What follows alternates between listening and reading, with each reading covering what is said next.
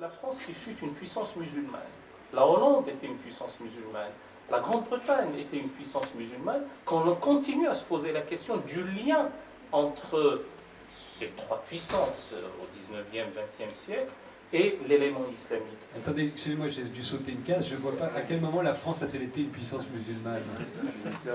J'ai sauté une partie du raisonnement. J'ai bien compris que ça avait été important, mais de là... Mais c'est ça qui est fou, parce que ça marche.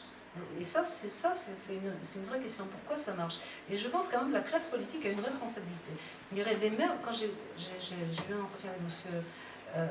Ernest, maire de Rony, je lui ai demandé, est-ce que vous avez des échanges d'expérience à ce sujet de votre politique par rapport aux communautés musulmanes? Surtout pas.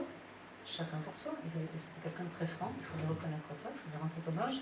Surtout pas chacun pour soi. Et c'est bien ce qui se passe. C'est-à-dire chacun garde sa clientèle. Parce que maintenant les musulmans deviennent des... Brigitte Bardot dit que la grande puissance de la femme en France, c'est Brigitte Bardot. Écoutez, elle était pas si mal à l'époque où elle pensait au islam. Il paraît, moi c'est ce qu'on m'a dit. Enfin, je ne faisais pas allusion à ce qu'elle a pu dire sur l'islam par ailleurs. Bon, évidemment, donc, toutes les minorités dans ce pays sont assignées à résidence. On est quand même dans un pays extrêmement normatif, et vous savez que notre commerce extérieur bat de l'aile, mais on est les plus grands exportateurs de